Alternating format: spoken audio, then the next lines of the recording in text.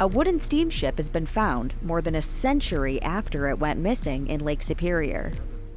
Bruce Lynn is the executive director of the Great Lakes Shipwreck Museum, which made the discovery.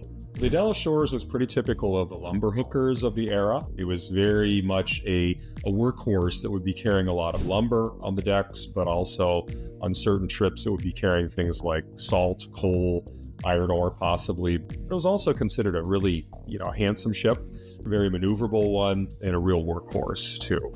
When we say it went missing, that means it left the dock.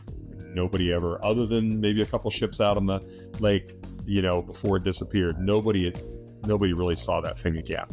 On April 29, 1909, the Adela Shores was carrying a load of salt to Duluth when it vanished on Lake Superior. There were 14 crew members on board.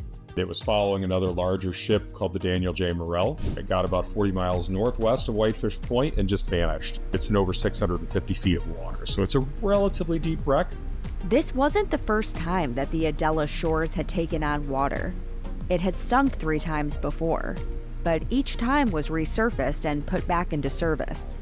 With a wooden vessel like that of that period, a ship could have the hull punctured with maybe ice or something along those lines, and they would sink at the dock. That wasn't unheard of. That happened 3 times with the Adela Shores.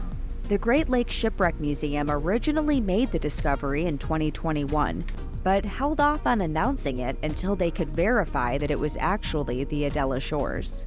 It's one thing to know that you have a shipwreck, and that's great. We get really excited about that. We also want to make sure that we're really identifying what we have. We want to make sure that we're giving an accurate portrayal or telling the story accurately.